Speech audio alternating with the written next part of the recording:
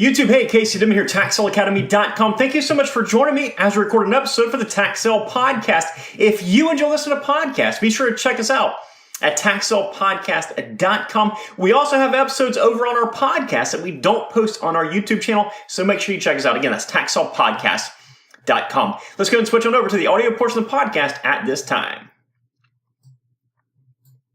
Welcome to the Tax Sale Podcast, where tax sale investing is made easy. I'm Casey Dimon. I'm a tax sale veteran, expert, and trainer, author of the Tax Sale Playbook. I'm the founder of the Tax Sale Academy, and I'm your host right here on the Tax Sale Podcast. Thank you so much for joining me on today's podcast. And as always, at the conclusion of this podcast, if you're looking to learn more about investing in tax-defaulted real estate, head on over to TaxSaleAcademy.com. That's TaxSaleAcademy.com. One thing that we always preach is that your research equals your results. There's an auctioneer that sells thousands and thousands of tax sale properties a year, and my favorite things that he says is pretty simple. Before every auction, he says, know what you're bidding on. And he says it in just that tone, know what you're bidding on. Pretty much to the point, right? And he's not saying this because he enjoys saying it. He says this because he knows after many, many years in the business, the single biggest issue for investors is that they don't know what they're bidding on. They don't know everything possible about the property that they're bidding on. They're just there to bid and hopefully snag a good deal and maybe luck out. It's up to you to know exactly what you're bidding on. And the fact is, you're not bidding on the pictures that the auction company shows you. You're not bidding on the value that Zillow has on that property. You're not bidding on what the neighbor said was on that property or the neighbor said what the county was selling. You're bidding on the property based on your research and your research alone. And you had better know what the heck you're doing. Otherwise, you're going to end up making a bad investment. So how exactly can you determine what you're doing? How can you figure out what you're bidding on? Well, the truth is we have an entire academy on this topic. We even wrote a book on the subject. This is what we teach in depth in the Tax Sale Academy. But in today's episode, I want to provide you with 3 tools that are very useful for your tax sale research, and it's really going to help you get that head start. Okay, the first tool that we're going to talk about are property appraiser reports. Every single property in a county is going to be assessed by the county tax collector. Now, some people might not believe it, but they don't just pull a name out of thin air and say, yep, Mr. Dimon, we don't like him, so let's tax him $5,000 this year. Instead, the way they do it is they actually tax the property based on the value of that property. This means that they actually physically look at the property, they take notes, and they determine a value for that property for taxation purposes.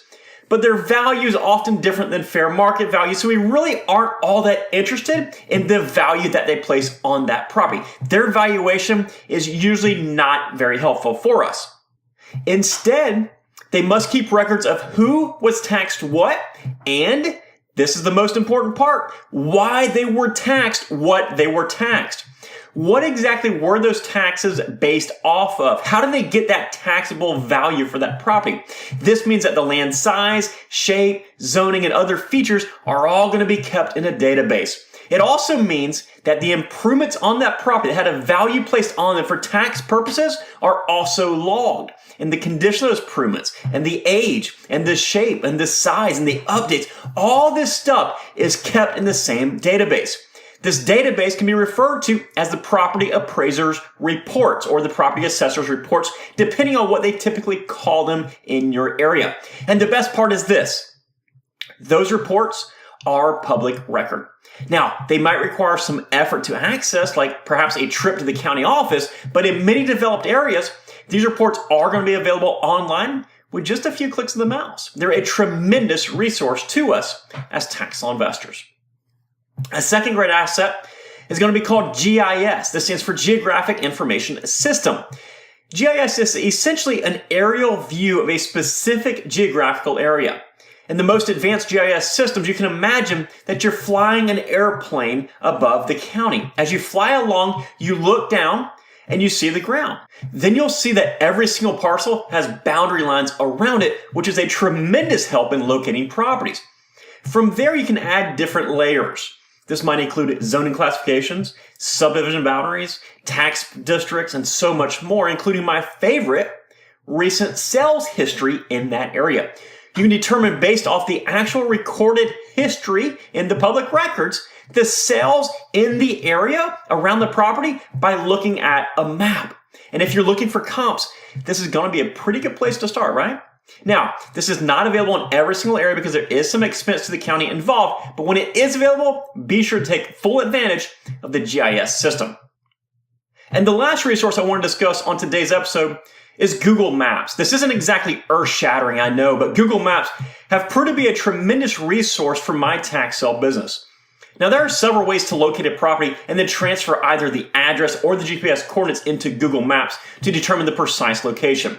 From there, you can use a standard mapping feature to get the proximity from cities and other amenities. And to get a little bit more advanced, you can use the aerial view feature. This provides an aerial view similar to what GIS provides, but in some areas it might be more recent than what the county provides through the GIS system. It is also typically going to be a much clearer image, all things considered.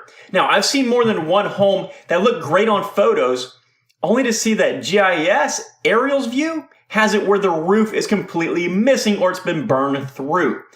It can also, of course, help us determine the condition or the existence of some roads, the condition of the neighbors' properties, area amenities, and lots of other pertinent information. Now, once you review the standard map and the aerial map, it's time to take a look at a feature called Street View. Google Street View, which is not available in all areas, is basically a geotagged locational photo as if you were walking or driving down the street. In short, you have a car and you have a huge pole and a 360-degree camera mounted on top of that pole. It drives up and down the roads, all while logging the exact location of each 360-degree photo as it is taken. You can essentially walk up and down the street as if you were there. Now, obviously, pay close attention to the little text that says the month and the year that the photo was taken, because that can be very helpful. But this is a huge tool, and typically it's going to be the closest thing you can get to actually being there yourself or hiring someone to be there for you. And that's Google Street View, tremendous tool. With that said, never rely on any piece of software to do 100% of your research. If it looks great on property appraiser reports, on GIS, and on Google Maps, that means it's passed the preliminary research test, and it's worth investing the extra effort to take a look with your own two eyes, or at the very least, hire a scout to do it for you. Guys, thank you so much for joining me on today's episode. For more information on using each of these tools, be sure to check us out on YouTube. We'll be posting screencasts where you can view our computer screens as we go over a few features in each one of these tools. You can access our YouTube channel by going to youtube.com/The Tax Sale Academy, or just go to YouTube and type in Tax Sale Academy and you'll come across our page. And if you haven't done so yet, be sure to pick up your copy of my free book, Tax Sale Playbook, which you can get at taxsaleacademy.com. The book itself is free. We just ask for your help to cover the nominal shipping cost to get it from our warehouse to your front door. It's an actual physical copy of the book that we would love to ship you. And as always, guys, if you found this episode or any other episode helpful, be sure to take a few moments out of your day to leave us some positive feedback and a 5-star rating. We read each and every single comment, and we notice every single 5-star rating, and we are so appreciative to each and every one of you who have taken the time to do so already. Guys, take care and make it a successful day. Bye-bye.